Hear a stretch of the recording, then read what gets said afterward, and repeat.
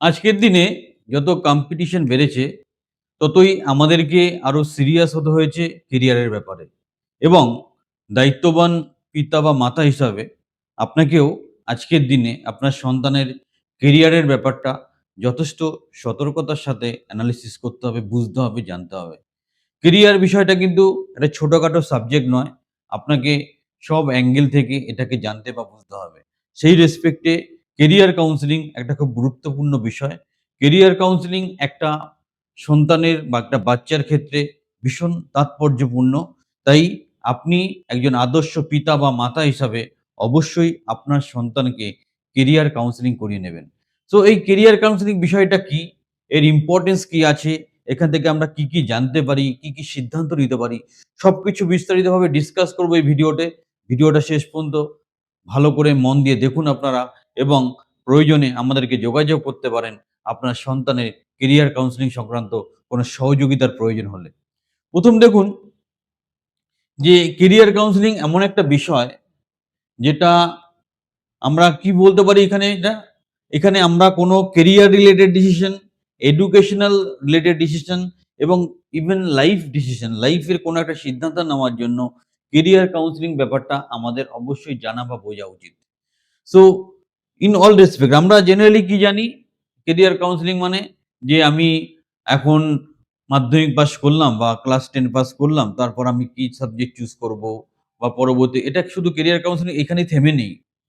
তার বেটারমেন্ট কিভাবে করা যেতে পারে, নেক্সট অপশন কি হতে পারে, ইভেন লাইফের বিভিন্ন অ্যাঙ্গেলে ডিসিশন নেওয়ার ব্যাপারেও কেরিয়ার কাউন্সেলিং কিন্তু গুরুত্বপূর্ণ একটা ভূমিকা গ্রহণ করে থাকে।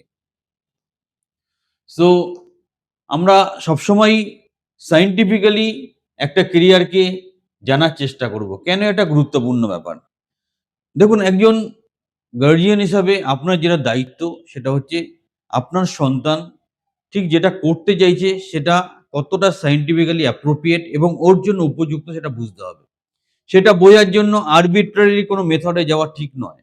এইজন্য কেরিয়ার কাউন্সেলিং এর কতগুলো টুলস আছে, সেই টুলগুলো ফলো করে আপনি যদি সঠিক সিদ্ধান্ত নেন, তাহলে আপনি আদর্শ পিতা বা মাতার ভূমিকায় নিজেকে রাখতে পারবেন। জোর করে কিছু চাপিয়ে দেবেন না। কারণ প্রত্যেকেরই নিজস্ব কিছু প্লাস পয়েন্ট আছে, মাইনাস পয়েন্ট আছে। কিছু ভালো জিনিস আছে, কিছু খারাপ জিনিস আছে। গার্ডিয়ান হিসেবে আপনাকে এনালাইসিস করতে হবে তার ভালো কোনটা এবং সেই জায়গাটাকে আরো বর্ধিত করে কি করে জীবনে আরো বড় করা যায়। জোর করে কিছু চাপিয়ে দেবেন না। আমার জীবনে আমি দেখেছি যে ছেলের ইচ্ছা নেই, বাবা-মা জোর করে ইঞ্জিনিয়ারিং এ ভর্তি করে দিয়েছে। ১-২ বছর পড়ার পর তাকে আবার জেনারেল লাইনে নিয়ে যেতে হয়েছে। এখন অনেক রকম অপশন চলে এসছে। কাউকে যে স্পেসিফিক ভাবে ডাক্তার হতে হবে সেরকম কোনো ব্যাপার নেই। ইঞ্জিনিয়ার হতে হবে কোনো ব্যাপার নেই। অনেক রকম কেরিয়ার অপশন এসেছে। তার একদিকে যেমন ভালোও আছে, একদিকে খারাপও আছে। অনেকে কনফিউজড হয়ে যায়, অনেকে সিদ্ধান্ত নিতে পারে না। বাট সবকিছু সিদ্ধান্ত নেওয়ার আগে নিশ্চয়ই কোনো সায়েন্টিফিক টুল ব্যবহার করেই সিদ্ধান্ত নিন এবং প্রয়োজনে আমাদের হেল্প নিতে পারেন। আমরা সর্বতোভাবে আপনাকে সহযোগিতা করব।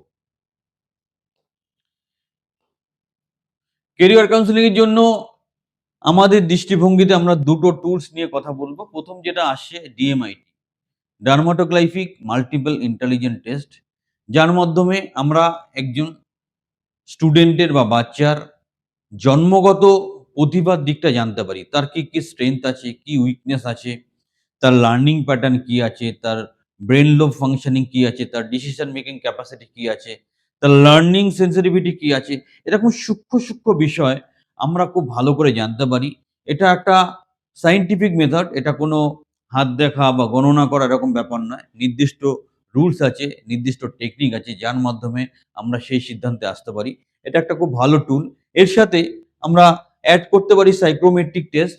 যখন বাচ্চারা একটু গ্রো আপ হয়ে যায় মানে এট লিস্ট মোটামুটি যখন 9, 10, 11, 12 এরকম ক্লাসে পৌঁছে যায়, তখন ডিএমআইটির সাথে সাইক্রোমেট্রিক টেস্টটা যদি একবারে পাঞ্চিং করে বা একসাথে সংযত করে কেরিয়ার কাউন্সেলিংটা করা হয়, তাহলে অ্যাপ্রোপ্রিয়েট ডিসিশন নেওয়া যায়।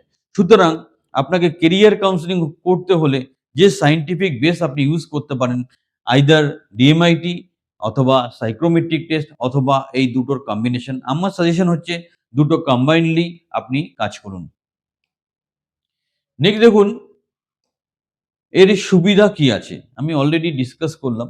যদি আমরা একটু দেখুন কেরিয়ার কাউন্সেলিং বা এই যে বিষয়টা এটা অনেকে ভাবে যে আমার ছেলে তো খুব বাচ্চা বা আমার মেয়ে তো খুব বাচ্চা, তার জন্য কি অ্যাপ্রোপ্রিয়েট? আমরা কেরিয়ার কাউন্সেলিং একটা পার্ট হচ্ছে ইন্টেলিজেন্ট ম্যাপিং। সেখান থেকে একটা বাচ্চার লার্নিং প্যাটার্ন আপনি জানতে পারবেন। তার বেসিক ক্যারেক্টারিস্টিক জানতে পারবেন, তার স্ট্রেংথ, তার উইকনেস জানতে পারবেন। তো সেই জায়গাগুলো যদি আপনি ভালো করে এনালাইসিস করে তাকে সেইভাবে পরিচালনা করেন, তাহলে কিন্তু সে কেরিয়ারে অনেক বেশি প্রতিষ্ঠিত হবে। সুতরাং বাচ্চাদের ক্ষেত্রেও কেরিয়ার কাউন্সেলিং বা ইন্টেলিজেন্ট ম্যাপিং একটা গুরুত্বপূর্ণ ব্যাপার এবং সঠিক কেরিয়ার শেপিং এর জন্য ইন্টেলিজেন্ট ম্যাপিংটা অবশ্যই করে নিন। খুব সায়েন্টিফিক মেথড এবং আমি আমার নিজের সন্তানের ক্ষেত্রেও অনেক উপকার পেয়েছি। দ্যাটস ওয়াই আমি বলব আপনিও এই সুযোগটা কাজে লাগান। আপনি অবশ্যই আপনার বাচ্চার কেরিয়ার কাউন্সেলিং বা বাচ্চাদের ক্ষেত্রে আরো স্পেসিফিক হচ্ছে ইন্টেলিজেন্ট ম্যাপিং সেটা করিয়ে নিন।